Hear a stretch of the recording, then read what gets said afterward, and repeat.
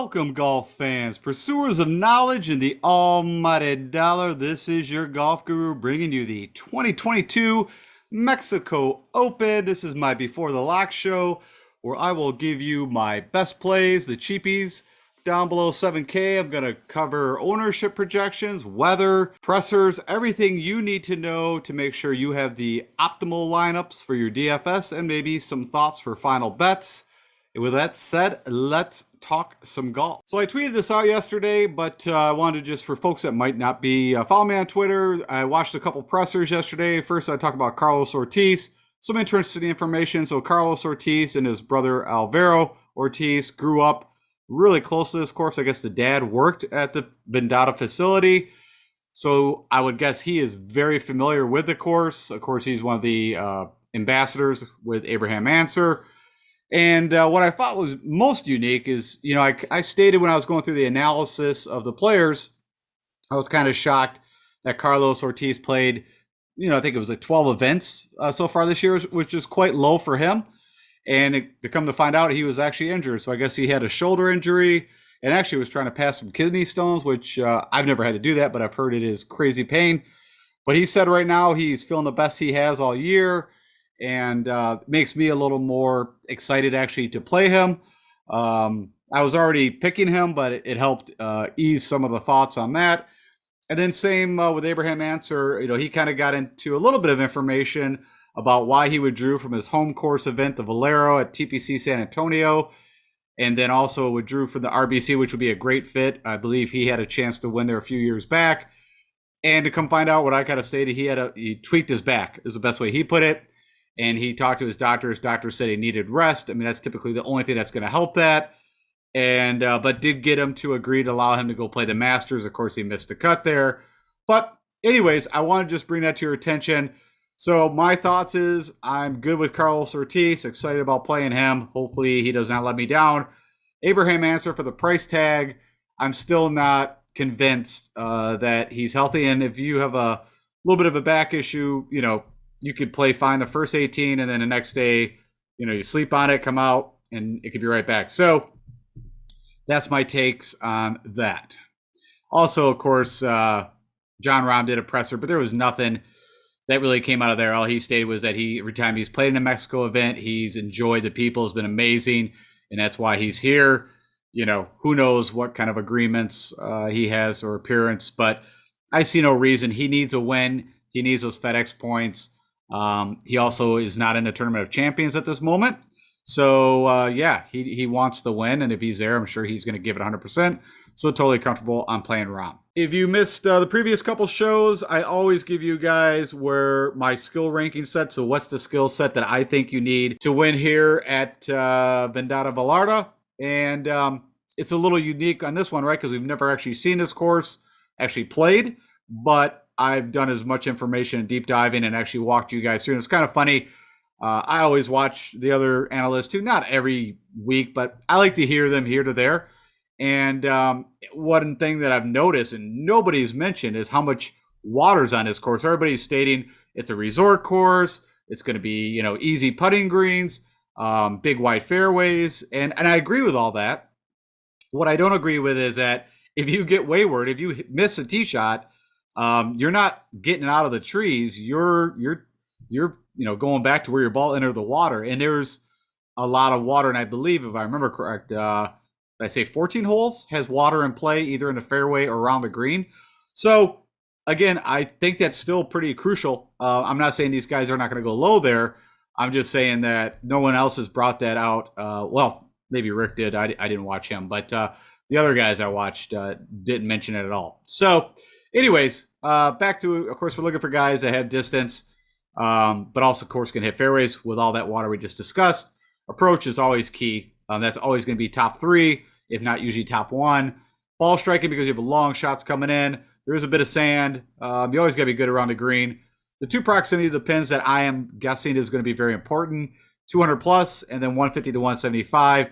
And I'm using, of course, the scorecards, figuring out where these guys typically drive it. And then, of course, if they're trying to reach these long par 5s in 2. And then I got 4 pretty tough par 3s, which could be, 5 pretty tough par 3s, which could be a bit of the course defense. Typically, the par threes can be some of the tougher holes. And then you got 3 par fives that are 600 to 650, and then you got another easier par five, so 4 total. And then, of course, you got to make birdies. So that was my large model that kind of got me to the picks that I already provided you guys.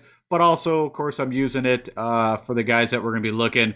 I call them the cellar dwellers or the cheapies that we'll go talk about right now. Okay, so I've jumped over to Fantasy National. And as always, I recommend if you want to do your own analysis, go check them out. You can get, like I said, a 1 month access and give it a whirl without much of a commitment.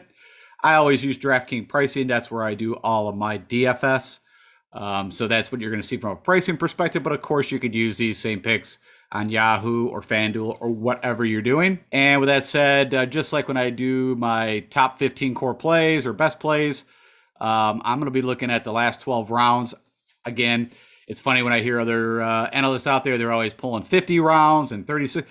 Like if you're using 50 rounds, Justin Rose is going to look good, or even Patrick Reed, or like I said, I'm a firm believer, especially on the guys that are cheap, because they can spike for a couple weeks or a couple tournaments, and then you cannot hear from those guys again for months. So I'm always going to look at the most recent data when I'm doing this. That's my own preference, but I just want to give you that up front. And then, of course, I got the mini model going here, which means I'm focused on off the tee, which is combining driving distance and hitting fairways. Ball striking is going to go ahead and take an effect, everything from off the tee and approach. But it also, typically, if you see good ball strikers, they're they're good from those 200 plus out. So they hit the higher irons better. They hit their hybrids, 7 woods, whatever it is.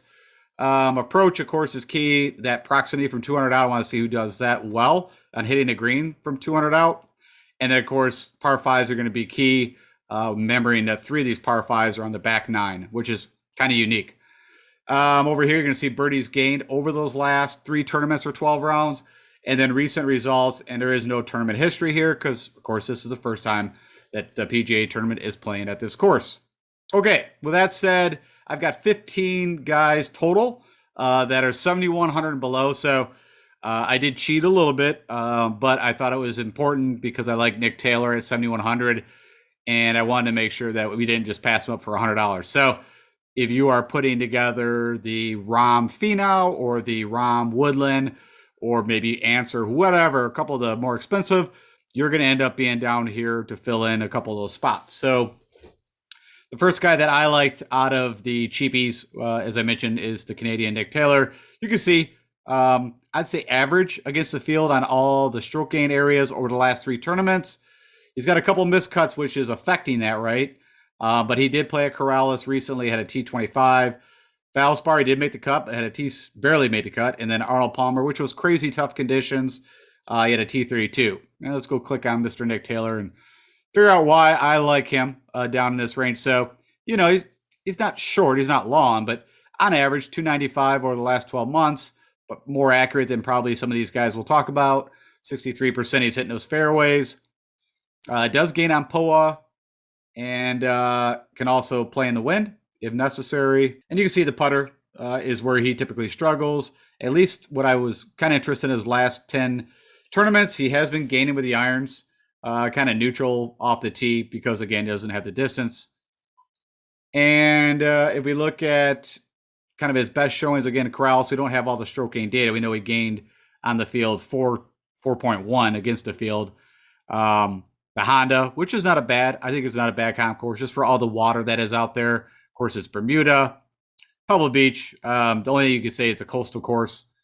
But if I click on this, we can see where he's had some of his better finishes. So back at the Puerto Rico, which I've got my 2 favorite comp courses, but we just don't have stroke gain data from. Of course, I showed that yesterday, would be the Puerto Rico Open and Corrales at Punta Cana. And with that said, so that's the kind of the ones that I'm kind of looking at. And then there's other ones. I like Sanderson Farms. That's another reason why I picked him. I think is a pretty decent. That's Bermuda. You got to be accurate, but you got to, it's over 7,400 yards. What else? OHL Mayakoba. That is a Greg Norman design course, the El Camaleon, but not the same. But it is a coastal vacation swing course. There's the Honda again. There's Sanderson Farms again. That's a little older data. let's do it this way. I just want to type in the two. So there's the Corrales recent 25th. And if we go look at Puerto Vallarta, he had a miscut in a fifth, but that fifth was a while back. So when you're looking at these guys, like I said, for the price, 7,100, I feel like, Nick Taylor has one on tour. Pretty solid skill set. And, for that kind of money, I think it's not a bad value. I got Robert Streb highlighted. Of course, he's been playing some good golf, right? He contended at the Valspar, fell apart on Sunday. And he also made the cut at the RBC, missed the cut at Valero.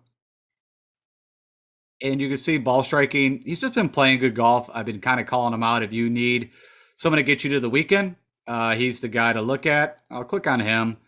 Let's go see how he's done. So he's got, about the same as Nick Taylor, about 300 yards. You could really interchange where I look at his Streb and Taylor are very similar. Both typically struggle with the putter, but you can see why Streb's been contending at times. He has been gaining some strokes with the putter, but the irons have been good.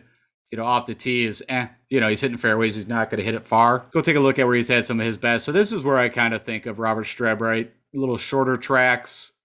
Valspar is one of his better finishes. That was pretty recent. Houston Open, it's got a little bit of distance to it. Bermuda, Sanderson Farms again shows up. That's a while ago. Let's go take a look at that Corrales. So he's played her 3 times. Best finish is 2020. He had a 21st. And let's go look at Puerto Rico. Played there quite a bit. 4 times. Okay, that sifted it down. Most recent was a 27th. A couple other decent finishes. That's a while ago. I mean, I just think, like I said, these guys, there's no one here I honestly think could contend. I look at almost all these guys that I'm talking about to at least get you through the weekend. And if you're, like I said, building pretty high up top, you're going to need some of these guys. I actually really like Adam Schenk. Even though you can see his last few tournaments, actually you can look at his last 5 tournaments, he had a T7 at Corrales. Everything else he's missed a cut. But if you've been watching, if you watched quite a bit of golf for the last couple of years, he had a moment there where he looked like he was going to get a win. And I'll talk about that in a second. So he does have a little more pop in his bat. And typically what I notice is in these weaker fields, he kind of shines. So there's Shriners. He had a chance to win back, that's over a year ago. Well, I guess in about a year. It was October. So less than a year ago. He showed up at the John Deere. So he had kind of this late summer, fall kind of showing. There's that Corrales here very recently. It's done well at Valero, which is a Greg Norman design. Has some distance. It is Bermuda, but that's about it. There's Sanderson Farms. There's the Puerto Rico. So let's go look at those specific. So let's go look at Corrales. So he's played there quite a bit. He's made the cut every time. 7th is his best. Next would be a 33rd. And then let's go look at Puerto Rico. It's done pretty well at that course and probably maybe even a better course fit that I see. 14th to 16th at 27th. So hence why I'm pretty high on Adam Schenk. And definitely will be playing a bit of him. You can see Ben Martin, been making birdies. He's also made his last 4 out of 5 cuts with that Corrales T2. So no issues with Ben Martin. I think he's also, let me see what his distance is on his driver. Yeah, 294. I mean, kind of there with the Streb and Nick Taylor. Nothing to write home about. Vaughn Taylor, I think he's just a solid player. I know he's older. He's not sexy. I like him to really compete at like a John Deere or RSM or, any of the acronym courses, RBC. He's got a chance to be like top 20, top 10 there. I don't think this is a great course fit for him, but I don't think he's going to be hurt. You can see he makes birdies. I play him in Showdown here and there. He's made the last 4 out of 5 cuts with a T25, a T7, a T28. Pebble Beach kind of fits him. That's a good course for him. But even at Puerto Rico, which, I stated is a great comp course, one of the better ones, he had a T7. So I think you could definitely do worse than a Vaughn Taylor. The guy that was on my cover, Mr. Trey Mullinex, just no big reason why. I don't think he's going to win this tournament or anything like that. But funny enough, this is the tournament that he could compete in. You can see what he does very elite is he can gain on par 5s, elite off the tee. The rest of it's kind of You can see he's only made 2 out of his last 5 cuts, but one was the Honda, the other was Corrales. Keep clicking on that, but I know there's no course history. And you can see he averages almost 320 yards off the tee, and not terrible accuracy for that kind of distance, almost 60%. And if we look, typically where he's gaining off the tee, it's the irons that can get him in trouble, and the putters, hit or miss. But if we look at where he's had some of his best showings, that kind of brought like the Valero, the Sanderson Farms, Valspar, tough Bermuda. And then let's go take a look at the specifics of Corrales. So he's played her 3 times. The most recent, he had a 50, but before that, he had 22nd and a 61. So not too bad. And Puerto Rico, back in 2017, he had a 44. But when you're down at this level, and for 6,800, I'm looking for a specific skill set already of, guys that can gain off the tee, and then hope they can put together the putting and everything else. But you got to at least have one thing that's pretty strong, and that's the one I like for Trey. All right, the next guy that I'm falling on, same price tag, 6,800. So again, you could pick between these guys, or depending on how many limes you're putting in. Put a few with Trey, a few with Hayden if you're down here. I like Hayden Buckley. I kind of mentioned, I think it was maybe it was the Players, which is pretty good that he made the cut at the Players. A lot of big names did not. He had a wrist injury. Maybe it was Arnold Palmer, I noticed. It doesn't matter, but as far as I know, he's over that. We'll go click on Mr. Hayden Buckley. You see he's got a little pop in his bat, averages over 300 yards. Pretty accurate, 70%. Of course, he's a Korn Ferry grad, so we don't have a ton of data on him. But you see at a 13th at Corrales here recently. Sony, but it is a bit of a coastal, but it is a short track. The Bermuda, it's vacation swing, but not very good. Shriners. So where you had to have kind of a scoring fest, which Shriners is like the #1 putting contest events. He had an 8th, so, got hot, gained a little bit everywhere. Sanderson Farms, gained with that putter on Bermuda. Definitely gained off the tee. Let's go see the other 2 courses. So Corrales, a 13th recently, and then have you played Puerto Rico? No. So I'm a fan of Hayden Buckley, and for that price tag, I'm going to give him a shot. Mr. Vincent Whaley, I think if you, again, are playing quite a bit of DFS, you know who this guy is. He at one time was your, cheap 6,000 cut maker. You can see here, a couple nice finishes, a T29, a T28 at Corrales. Made the cut at Arnold Palmer, which was not easy. Let's go click on Mr. Vincent Whaley. So again, averages about 300 yards off the tee. Not as accurate, 54%, so that could be an issue. But what you get on the other side is he gains with the putter, which is pretty rare with guys down here on Bermuda, which I say is the cousin to the paspalum, just no grain. You see, over his career of 60 events, he's gained with the putter, a little bit off the tee, but it's the other approaching around the green. He's struggled. And let's go see where he's done some of his best work. So Bermuda, which is shorter course, but, it is an ocean course. But there's the Puerto Rico. He had a 9th. The Puerto Rico, again, he had a 15th. There's OHL, Mayakoba. And then Corrales, he's had a couple. That's crazy. So he's played her 3 years, 20, 21, 22, and had 28th every time. It's kind of crazy. Yeah, that's unique. The Valero, he's made a cut and got a 34. There's Sanderson Farms. So there's a lot for me to still like about Vincent Whaley. And then not too long ago, let's go take a look at this. I guess it would be in this streak here. He was on a nice, not missing a cut from, October to the start of this calendar year, mid of this. And then, like I said, he missed 4 cuts, and then now he's back to made 3 out of 4. So I'm on it. I think it's for 6,800. Again, you can see I got a few guys at the 6,800 range. Curtis Thompson, he's been making cuts. I mean, he missed a cut at Valero, but before that, of course, I mentioned Lexi Thompson's brother. Pretty solid for 6,700. I feel confident he can get you to the weekend. This Callum Tarrant, you could see kind of hit or miss. Almost would be a better bet than a DFS play from what I'm seeing there with a T5, a T30 to miss cuts. But you can see he makes birdies. He's ranked 15th off the tee. against this field. So he's got to have definitely some pop in his bat, if I remember. Yeah, 316. Accuracy's a little on the low side. Reason why he's not going to make my top is you'll see here he's made 2 cuts out of like his last, I don't know what that is, 12 tournaments. So that makes me a little nervous, but maybe on an upside play, got another Canadian Roger Sloan. I mean, just, for again, that price tag, he's made the last 2 cuts. And we'll go look at Robert. I want to see just what he's done.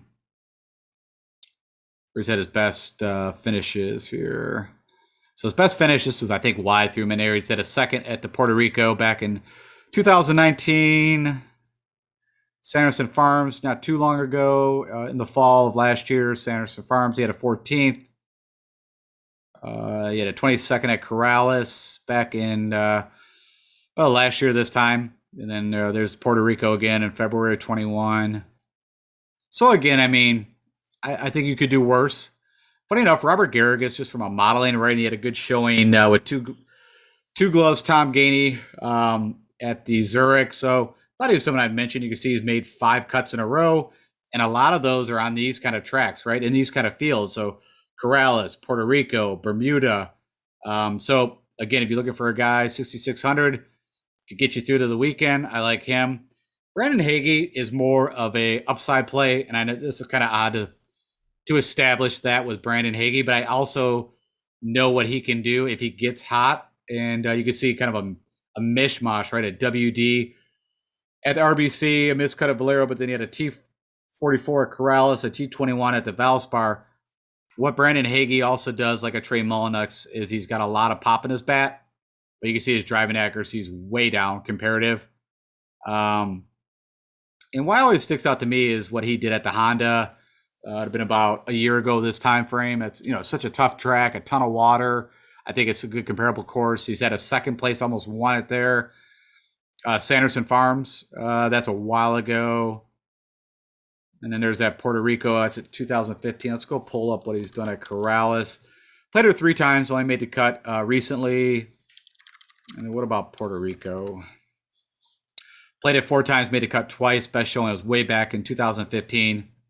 So do what you want with that. But I think he's got some upside. You can see, for whatever reason, he's done pretty well at the Honda. Wells Fargo is a big boy track. There's a Valero. So there's some comparable course crossover. I think that makes sense. But in Bryson Nimmer, just purely if you see here, so there's the Palmetto. He hasn't played a lot on the PGA Tour. Some spot starts here or there. But he had that T11 at Corrales, Puerto Rico. He made the cut. The Palmetto, I think, is at Congaree. I think is a great course fit. Very similar, kind of how it plays and water and length. So another Corn Ferry guy. I think let me go look at him real quick. This is about 296, a little more accurate. We're not going to have a ton. Yeah, most of it's kind of a mix between Corn Ferry, and then he's gotten a few starts on the PGA. And then last but not least, I just saw this Jared Wolf, who kind of just caught my attention.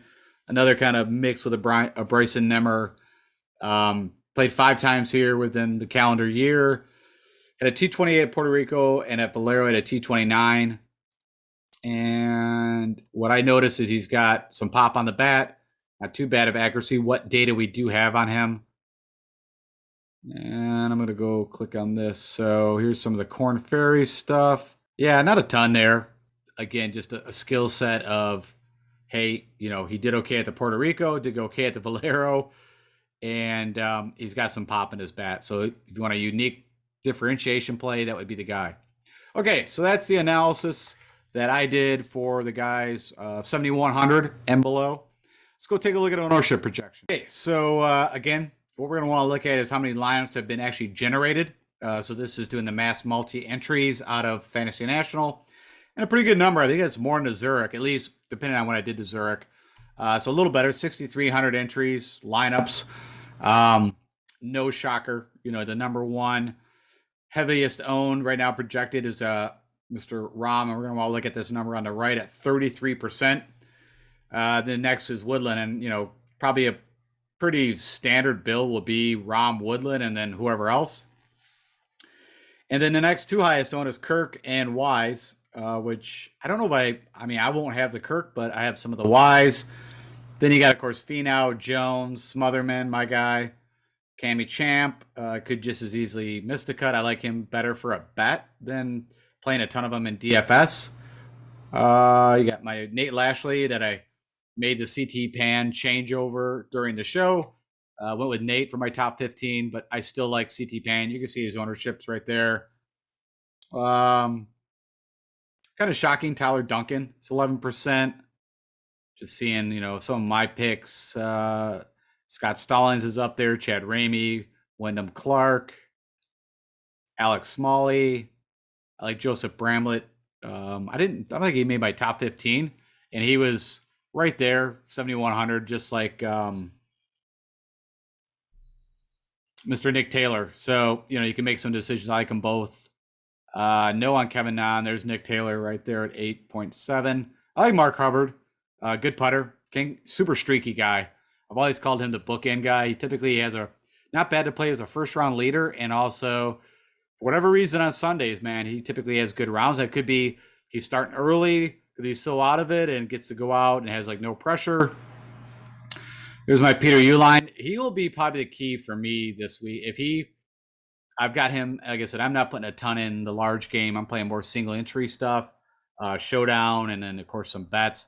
But Peter Uline will probably, as he goes, will sow my weekend from a DraftKings perspective. There's Riley, Svensson, Seifert. There's Vincent Whaley at 7.8. Carlos Ortiz at 7.2. I'm shocked that he's not a little higher owned. I mean, he hasn't showed a lot this year, but with his course history, he has actual course history, and he says he's healthy. That's another guy that'll be pretty pivotal to what goes on with my DFS. Let's see what else we got here. Abraham Answer, 4.9, less than 5% owned projected. That makes sense. I mean, for that price tag, and just terrified that he, can't play, or even if he makes the weekend, he pulls out, or can't really perform. So I think we're going to see something from Abe Answer before guys and gals are going to want to pay that kind of dollar.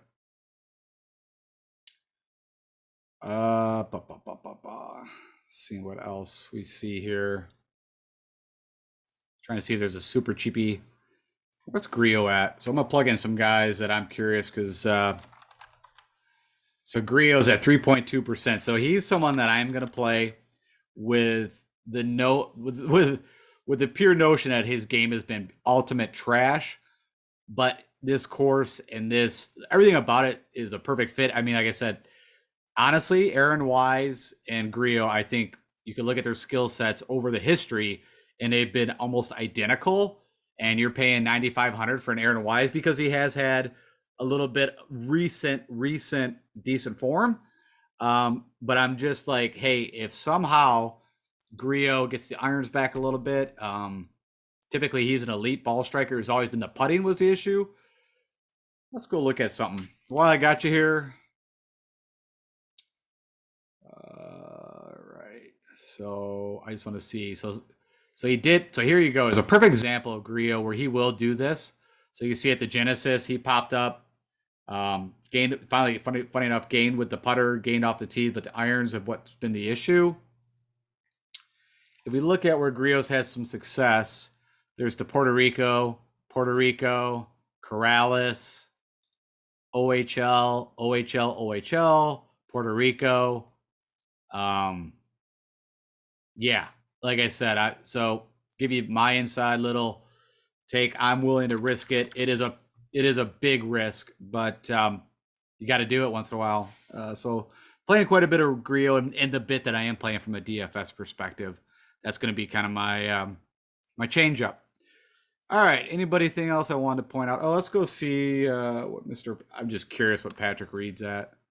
5.8%. So I'm not going to touch him with a 10-foot pole. But there you go. There's another guy that, if he does well, that's going to be a game changer.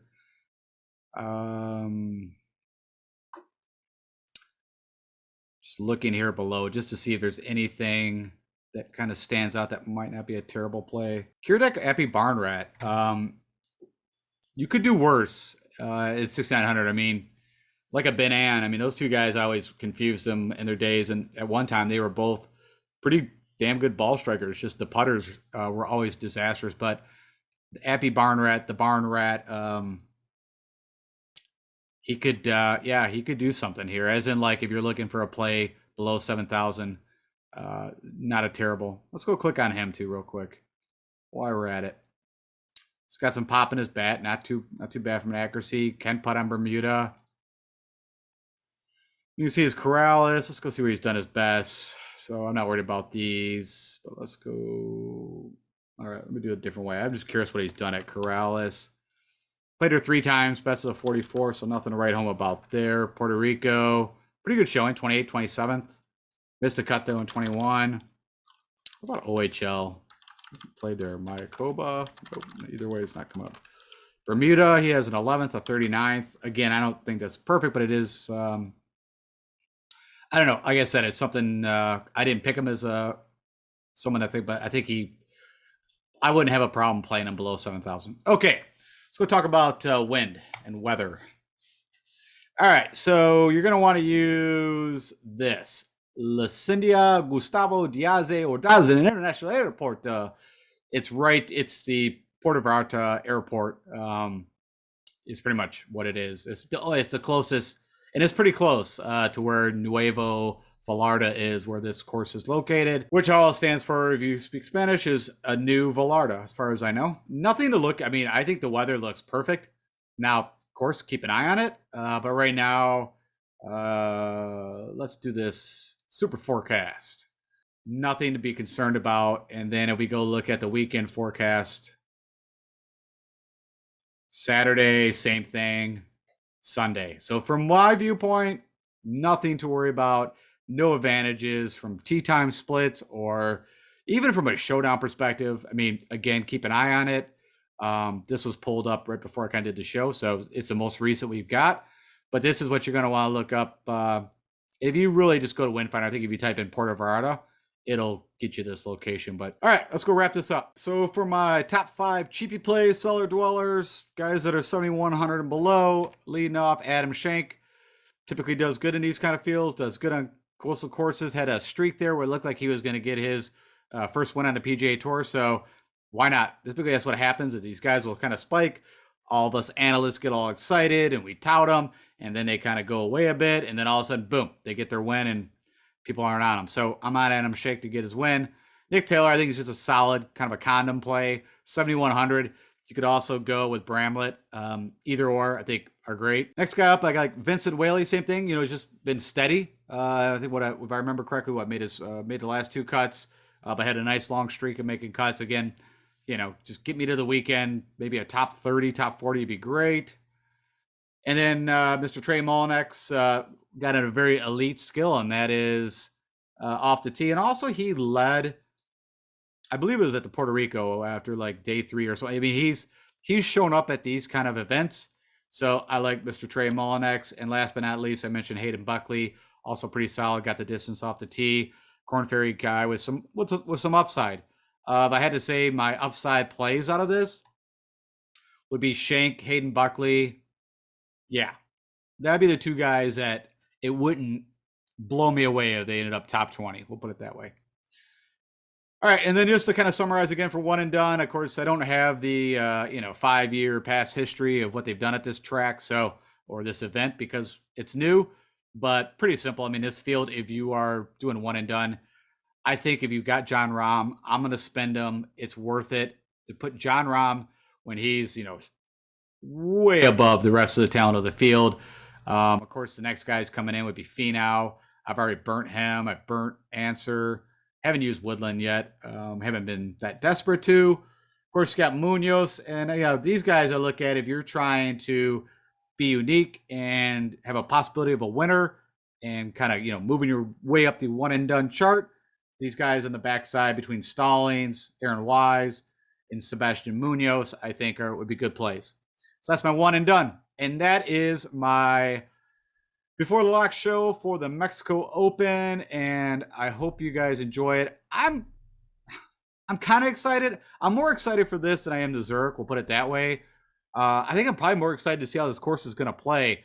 And also, for a long shot, I think this event, of course, Rom goes out and wins, it's over. But other than that, with Daniel Berger withdrawing and with Answer not that great, as in, what we've seen in him withdrawing, and then you've got Reed, who has been playing horrible golf since he moved over to PXG. Um, who else is up there? Finau, hasn't made a putt. I mean, it could be a Finau, weekend for sure. But other than that, I mean, then I think it's up for grabs. And so, I might put a few more bets on some long shots as the time gets a little closer. But yeah, that's about it. All right, guys, enjoy the tournament. Thank you so much for spending the time with me. I hope this was helpful. Do me a favor, click that like button, share it. Give me some comments. I always like the comments. I'd be curious to who do you guys, if you want to pick a dark horse, who is your dark horse for the Mexican Open? Put that, let me know. I'd be really interested in that. And if you've not subscribed, hit that subscribe button. I appreciate that. Follow me on Twitter. For like I said, it's been growing, my little Twitter follow. And like I said, anything that I find out, I'm going to tweet it out as soon as possible so you guys are up to date. All right, guys, have a great weekend. Enjoy the tournament, and I will talk to you on Monday when we got Wells Fargo, not at Quail Hollow. So that's going to be another interesting one. So, all right, guys, talk to you later. Okay, so I'd like to bring to your attention again, Craftsman Golf. That's at www.craftsmangolf.com. And of course, you've got Mother's Day, Father's Day. If you are looking for unique gift ideas for your golfer, go check out Craftsman Golf, where they've got everything customized, American made, from head covers, putter covers, yardage book covers, GPS range find covers, even to charge your golf cart batteries, Sunday bags, you name it, they've got it. Give them a check, and if you purchase anything over $40, you can get $20 off by typing in the promo code GolfGuru20. So give them a look-see.